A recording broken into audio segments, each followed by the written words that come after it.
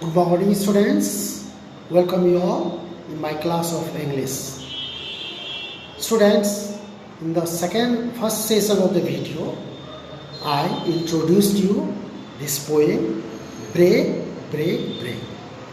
And today, in the second session of video, I am going to discuss the exercise, the question answer that is appreciating the poem. So let us see what is in the poem and what does the poet and poem tell us about this here and the content. So let us start and understand one by one the question that is given in the exercise, and we shall know in detail. Here the first question is here, who or what is being addressed in the first line. So the answer of this question will be, the wave of the sea is being addressed in the first stanza.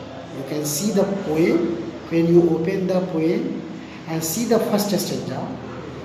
The stanza starts like this: break, break, break on thy cold grey stones, O sea. On thy cold grey stones, O sea. So the poet is addressing the sea, appealing the sea. The poet is appealing and requesting the sea to break its waves on the cold grey waves. The poet is telling the wave of the sea to break on the cold grey stones. Let us see the next question. What is in the next question that is being asked? In the first stanza, what does the speaker wish he could do? What does he say about his state of mind? There are two parts of the question. In the first part, you are asked to answer, okay, what does the speaker wish he could do? And what does he say about his state of mind? In the first stanza, the speaker expresses his helplessness. He is helpless. He is lamenting. He is showing his helplessness, lamenting that he cannot give voice to his thoughts, whatever idea, whatever feelings he has in his mind. He cannot express. He is unable. He is incapable to express. He is so grieved. He is so pained. He is so sad that he has no word to explain his thought, his pain or grief in the words. So he is helpless. He is lamenting. He is mourning. Means he is showing sadness that he cannot express his thoughts in the words. He tells that he is so grieved after the loss of his friend, that he has no word to express his pain and sadness. What is his feeling? He cannot express. So let us see now next. What is in the next question? Who are the people mentioned in the second stanza? Your poem contains 4 stanzas. You are asked about second stanza. Who are the people mentioned in the second stanza? Where are they and what are they doing? Where they are and what are they doing? In the second stanza, the poet has mentioned 3 people: the fisherman's son and his sister. They are playing and shouting happily on the seashore. You can see in the picture, in the poem as well. The fisherman's son and his sister are playing. They are running, playing, shouting happily on the seashore. At the same time, a sailor who is a lad is singing songs in his boat on the bay. So in this way, in second stanza, the poet mentions 3 people. One is the son of the fisherman, and then his sister, and other man, a lad who is in his boat, who is singing in the bay. The poet is trying to tell the difference of the state of his own mind and the mood of those people in the sea. In the second stanza, the poet is trying to differentiate, to show what is his state of mind and in what way the other people to whom he is explaining, they have their mood in the poem.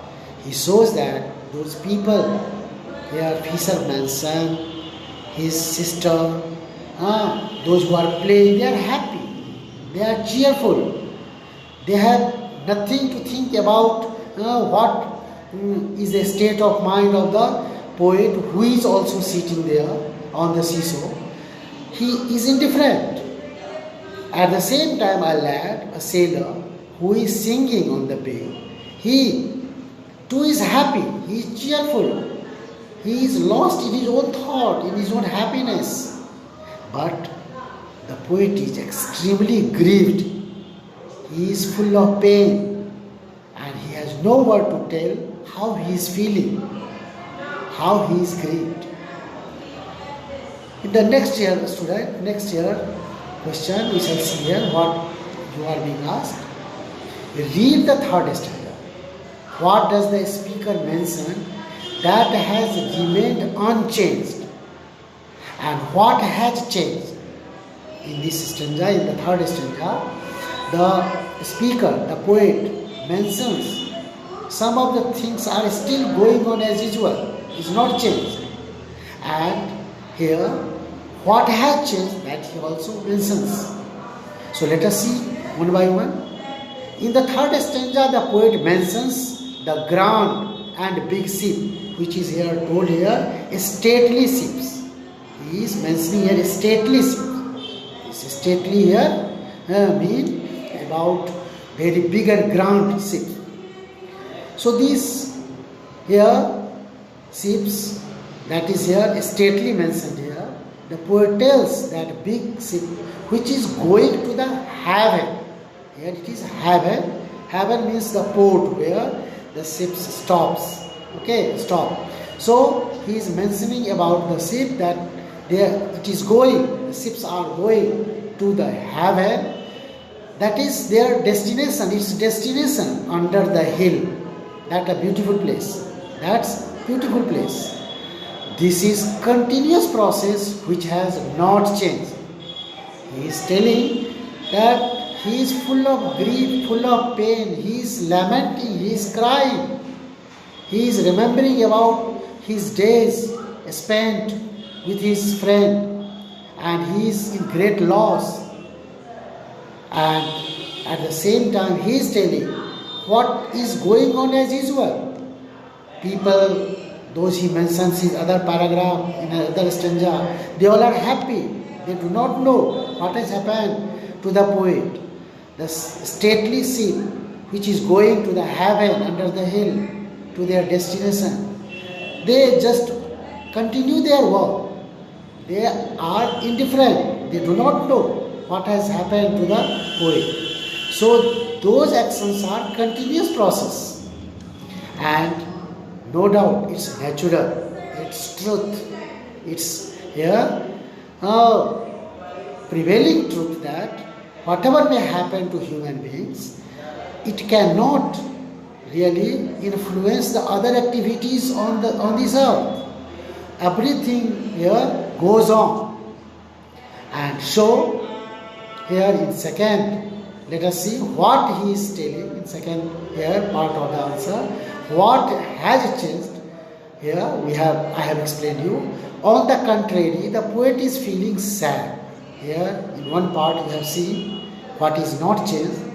The ship, he can see here ship going in the sea towards its destination to the haven under the hill. And he is telling about himself that he is feeling so sad, so lonely. So you can see here, on the contrary, the poet is feeling sad and loneliness because he has lost his friend. His friend died 2 years earlier, and he has not forgotten anything. He remembers everything, every bit of moment he has spent with him. He can not now touch his friend's hand because he is no more alive now. He can not hear the sound of his beloved friend who has gone from the world. He cannot listen. He cannot feel his friend now. So let us see now the next question that is here to learn. Will never come back to me. This is a sentence taken from the poem. This is an extract from poem. What will never come back to a speaker and why? The speaker is expressing his grief in the fourth stanza, telling that everything is normal and usual, but his life is changed due to the demise of his friend, due to the death of his friend. He laments, he expresses mourns that those happy and memorable days he had spent with his friend will never come back in his life. His friend had left the world forever. The poet is much shocked at the demise of his friend. So now what is here next? And the last question, sixth one. How does the poet show that life and nature go on despite what happens to human beings? He wants to tell that what may happen to us, to other humans, it is not influencing, it is not affecting the activities of the world. All other activities are going on. So let us see. What will be the answer of this question? The poem shows that movement and speed of nature and life cannot stop whatever may happen to humans. The poet is very much grieved and pained for the loss of his friend. He has no word to explain, but at the same time, the fisherman's boy and his sister are playing and laughing on the shore. A sailor is sailing his boat and singing songs. So this is what here going on. These activities are going on. Despite here we see that the poet is quite depressed, okay, and extremely here sad.